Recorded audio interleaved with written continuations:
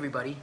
I haven't done a video like this in a while, so I wanted to start to pick these back up again and share with you some of the things I've been learning about. And this video in particular is going to be more for people who feel like they're stuck. They feel like they're a victim of their circumstances and they keep seeing the same things occur over and over again, whether that's through some form of self-sabotage, or they're seeing issues in relationships continuing to occur over and over again. And they might do some things differently, but ultimately it's just repeated patterns that they're witnessing over and over again, and they're wondering why it keeps happening.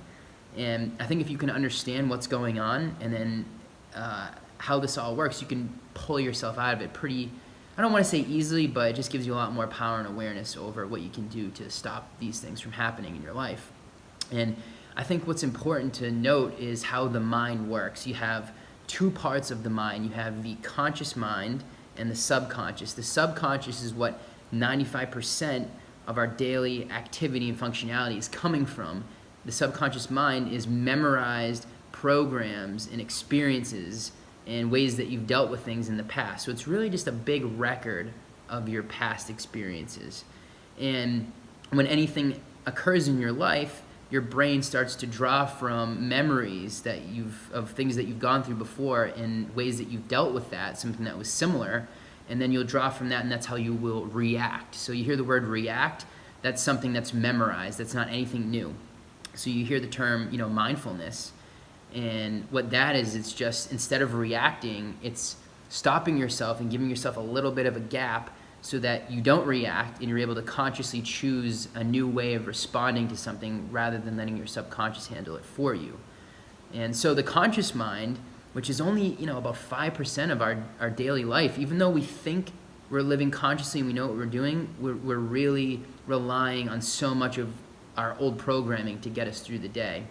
And when we're consciously living, we are noticing all the things around us. We are noticing how we're feeling inside, and we're really more living from the heart space rather than being in the mind, because when we're up in the mind, we start thinking a million things, we start creating stories, and half the time we're not even there. We're walking around and our freaking heads are up in the clouds. So if you're seeing the same things occur over and over again, that's because you're thinking, being, and acting in the same way that you always have. That's part of your memorized subconscious functionality. So one of the guys I really love and have been listening to a lot is Dr. Joe Dispenza. And I like the way that he puts it. It's like the sacred order of the mind, right? So it's like your thoughts are creating your feelings, and your feelings are then leading you to make new choices and take new actions. So a lot of this is stemming from your thought.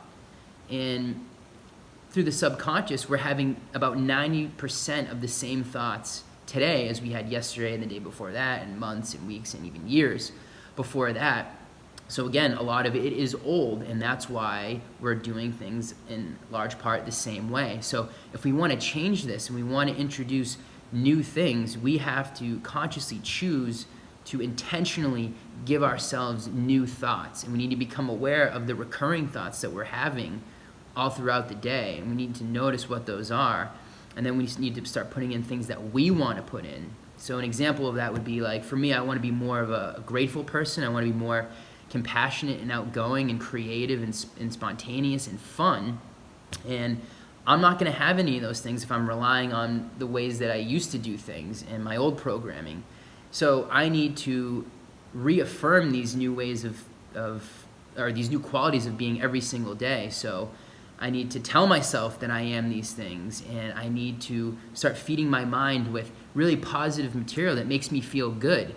Because when I think these thoughts that make me feel good, I'm releasing feel-good hormones in the body. My serotonin production starts to be increased. I start getting oxytocin releases, and when I feel good, I make good choices, and then I feel good about those. And then it starts to spin the wheel the other way, rather than just relying on all the old shit that I was before.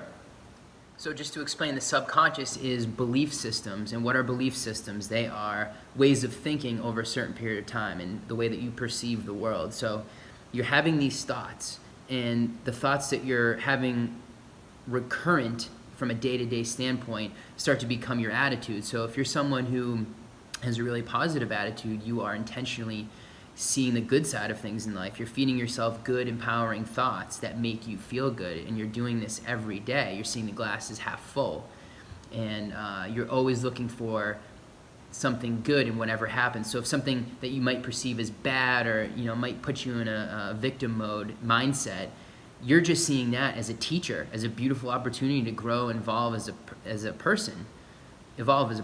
And on the other side of it, people with negative attitudes, they are seeing the world as this big scary place that's out to get them, and it's very fearful, and it's very stress-based, and they are running on that treadmill of thoughts all day long, which then becomes an attitude, which then starts to become a belief over time, a belief that the world is out to get you, things are never going to go right, and you have bad luck, all of these different things. And you can see it reflected in the way that you speak. You'll tell people out loud, you say, this is just my luck, I can't believe, this would happen to me. Can you believe it?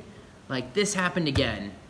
And the person, a lot of times that you're saying that to is like, yeah, well, I hear this a lot, actually, so I'm not surprised at all. So if you want to change, if you're someone who is that way now, that's okay. But it comes down to making a choice of if you want to stay in that mindset, if you want to be that negative person, if you want to be someone who just keeps going through the same bullshit over and over again. If you want to pull yourself out of it, you need to consciously choose you need to identify the qualities of the person that you want to be more of, and then you have to feed yourself thoughts that empower you and that make you think that you are moving towards this way of being more and more every single day. You got to watch your conversations and how you speak to people. You got to be wary of the television you're watching and the things that you're reading and the people that you're around all throughout the day. You got to be very conscious of that, because all of those affect your subconscious, because your subconscious is recording everything that's going on around you.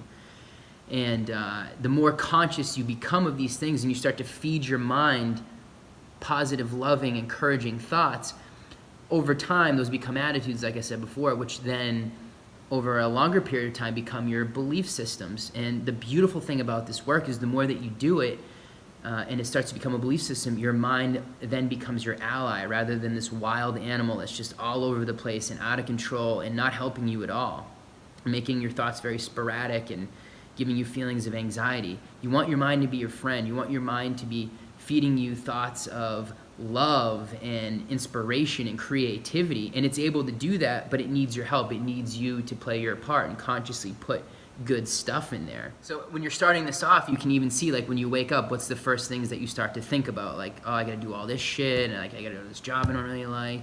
Or are you waking up and smiling and saying, like, what a beautiful opportunity to begin this brand new day and create anything that I would like and think the thoughts that I want to think and do things that I would like to do. And I think one of the pitfalls of this, I just want to throw this out there, is when we start to do this mental work, if we don't see things show up right away because we're very indoctrinated into this immediate gratification culture, we give things up. If they don't work right away, it's like, fuck that, it doesn't work. And we need to not allow that to happen. We need to know it's the same as when you're working on the body and you have health goals. You want to lose weight. You want to feel confident in your own skin again. You want to feel good in your body. If you haven't been in the gym in 6 months and you've been eating like shit, when you start to get back into the routine of working out and eating right, it's not easy. Your body's fighting against you. Your brain is fighting against you. It feels very uncomfortable. But then over time, when you start to make progress, all of a sudden, when things start to become more visual and you're seeing results, you start to believe, like, this is happening. Okay, this is working. And you start to gain momentum, and you start to think that you're making progress. And it's the same thing with the mind. It's going to be uncomfortable at first. Things aren't going to show up right away. Your old expectations are going to linger around for a little bit longer, and you need to know that that's okay, but you need to continue to take steps towards where you want to go. So again, just to reinforce this idea, it's new thoughts lead to new feelings, and the new feelings motivate new choices and new actions, which then in turn lead to having new experiences. So you're only going to have new experiences if you change the way that you think.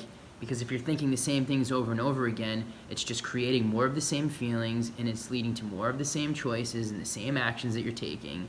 And then, well, what do you know? It's the same goddamn experience again. So we change this through the thoughts that we're feeding ourselves consistently on a daily basis. So if you want to experience something new, start to feed yourself new thoughts, start to focus on different things, things that make you feel good, things that you want to create in your life, things that you want to start to build momentum towards. And that's how you can start to really pull yourself out of that rut, that stuck place where you're seeing the same shit happen over and over again. So I just wanted to share this with you all, and I think it's a super important aspect in our lives to understand how this works. And I'm going to be posting more videos like this. So anyone who's watching, thank you, and I'll see you next time.